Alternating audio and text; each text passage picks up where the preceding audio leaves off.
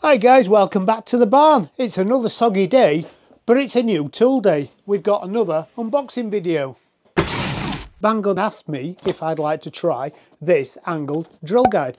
And actually it was brilliant timing because it was something I was considering buying. So let's open it, see what's in the package, and then we'll have a little play with it. Okay, so this is the packaging that it came in. It were wrapped in polythene. And then once we open the box, first of all, we've got some instructions so we can work out what we're doing. But of course, now we've got the instructions, we won't read them anyway. So we've got a bag of screws, washers, Allen key, mini spanner. We've got the main body of the drill. Looks nice, it's very similar engineering to the saw guide. It's well machined, it's aluminium. The screws are all nicely countersunk. We've got an assortment of rods and 2 rods with springs on.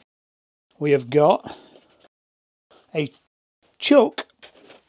We've got 2 knurled handlebar type things. We've got that, which looks like the main body of the chuck.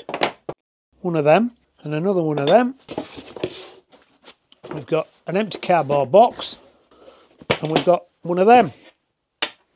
And that is the contents of the box. Straight away on the picture, it looks like them springs, arms going there, that's goes there. These 4 rods and these stops go on them rods. I'll just put them to one side for a minute. We've got a chuck we need to mount. These are the handles on there. Product name, adjustable multi-angled punch. Okay, I'm not sure I would call it that. Sort of a drill press to me rather than punch. Net weight 2 kilos, but it says that the packaging gross weight is 20.95 kilos. Just ignore that. It's certainly not 25.95 kilos. I know I'm superhuman, but it's not that heavy. So 2 kilos I would suggest is right. And actually the product weight of the actual tool is 0.46 kilos. That does sound right. Okay, so the first thing we need to do is insert these. And it looks like at the bottom of here we've got a little something to get a purchase on with our... So I'm guessing that goes in there. Look at that. Oops, not supposed to do that. It's all right. Number 2, we've got to put some washers. I think we take them off. Back on. Number 3, we put this on, the depth stop on. Just one depth stop on one side. Then it looks like we put the next set of washers on. We unpackage the chuck and we thread that on there. Drop this screw down in the chuck, tighten that up. It is reverse thread, so feels a bit weird screwing things in reverse thread. There we go. Put the 2 screws on the top to stop the body coming off. And then put his motorbike handles on. And I'm guessing that now locks them into angles like that. That's his chuck. Okay, so these spacers go on there. And then these stops go on in such a way that they face like that. We'll have a go with these in a minute. We'll drill some holes. And then the 2 can go in the other direction. There's also a little flat part here so we can use this spanner. And that is pretty much the thing built up. And when you look at it in that context, it's actually quite large. These must be then some kind of stop. So obviously you're not going to use them all the time. But I'm assuming that they are so you can drill half an hole. Is there ever such a thing as half a hole? Let me know in the comments. Put them to one side. Let's take them back out. So in its barest format, the drill press looks like that. Actually feels quite nice and balanced. So let's put my Festool drill on it, just because I think it'll be nice and balanced. That's okay. Let's start with a little bit of scrap wood. So let's try this 12mm drill bit that I've got. Plonk it on the wood and let's just drill a hole.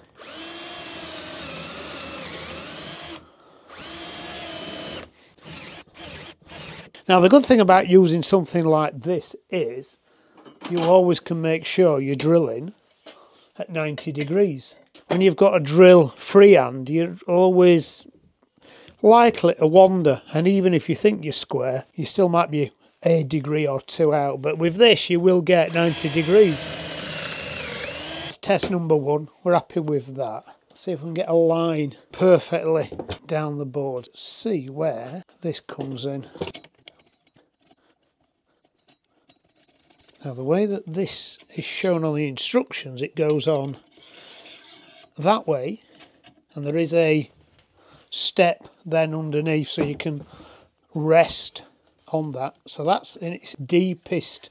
What it doesn't show on the instructions, but what I actually expect is if you're working quite close or a small piece like this, you can, because the way that that's actually made, you can put it on the other way around and then that flies under the drill, and I like that. That's nice. A mortise pocket. Probably for this drill bit I'm using here, this little festal might be a bit underpowered, but it's nice and balanced though. So we could do that. And then of course, if we add the other extension to it, like that, say, we'll put this in the way that it's shown in the instructions. There, with that all there. We can drill a hole a certain distance in from the board in both directions, which would be good on panels and good if you were mass producing something. If you were screwing some fixings into a back panel and you had 10 to do, then you could set these stops like that and just drill the hole and know that your hole's in the same place on every board. The other thing I'm really keen to know is drill a hole on a angle. So let's crank that over to 22.5 degrees. Again, we could use a stop to center the drill bit to where we want it to be.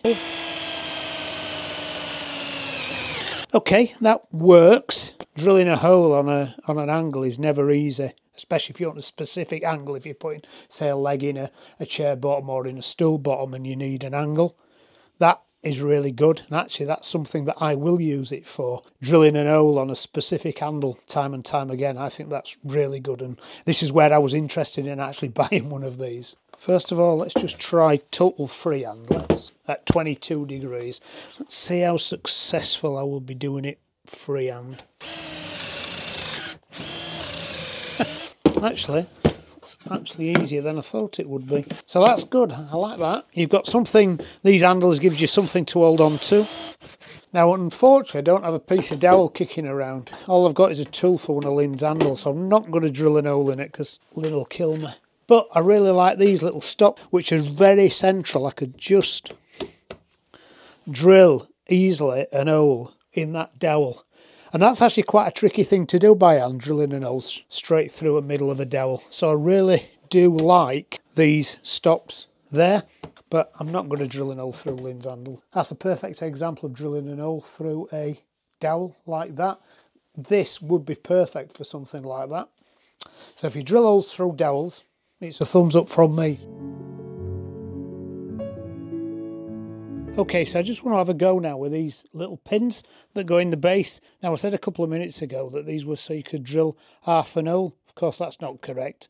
And I hope you were all shouting at the screen and have dropped me comments saying that's not what they're for. And if so, this video might go viral. But actually what these are for, you can centre your drill guide with these over the edge of a piece of timber to drill an hole straight in the middle. So basically you just plonk this on, twist it round so it looks like that, and it always finds the centre of the piece. So I'm going to move here to my DeWalt drill, just so I might need a little bit more oomph. This is my piece. This could represent, say, a door edge. So you want to put a lock in a door edge, put that on, turn it,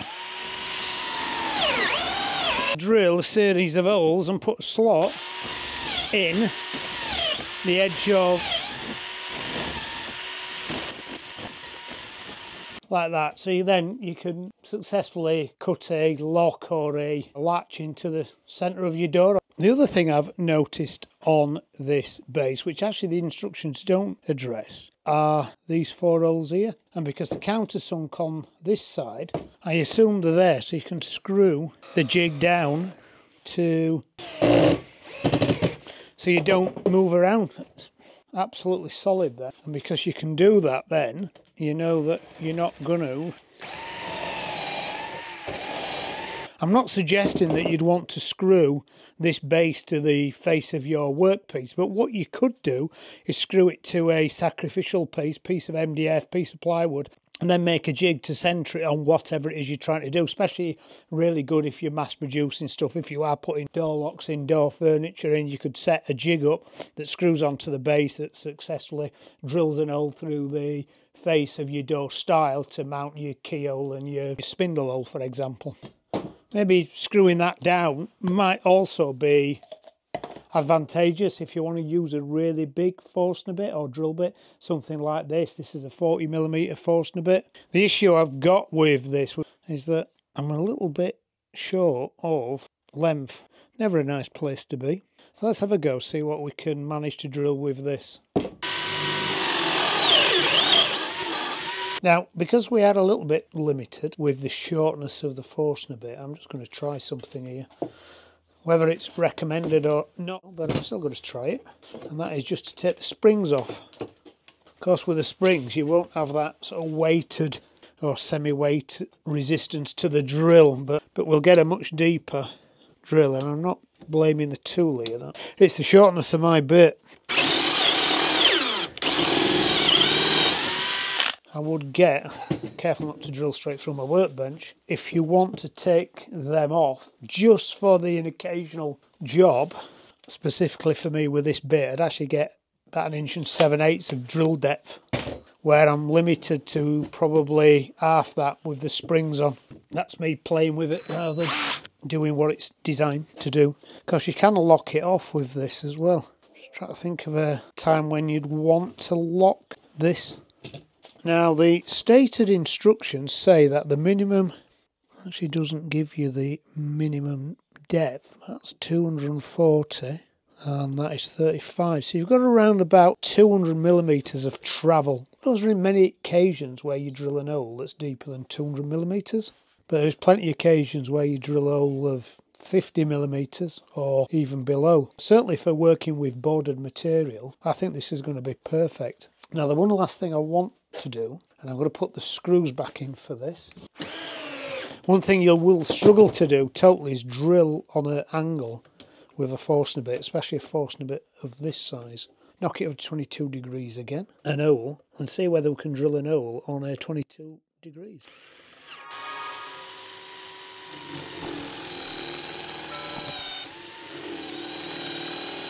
Again, we're a little bit hampered by the length of this Forstner bit.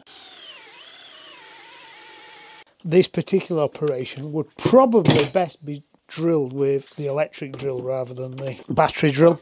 But I'm absolutely happy with that. On the odd occasion where you've got to drill a 40mm hole on a 22 degrees angle, it's absolutely doable with this tool. If I had a extension piece for the Forstner bit, it would be even better.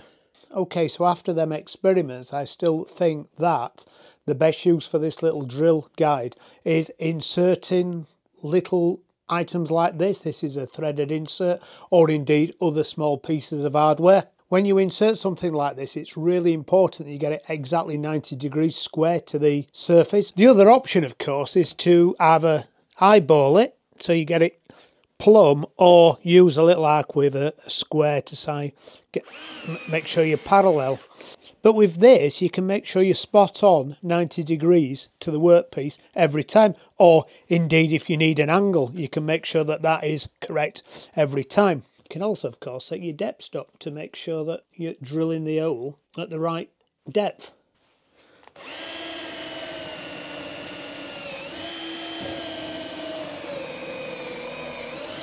Insert, you know you're going to be installed exactly at the right plane, ready for your insert. It's absolutely flush. So I'm really pleased that Banggood have sent me this, because actually I would have gone out and bought one anyway, and this will be perfect for my upcoming bathroom build, especially with the vanity units.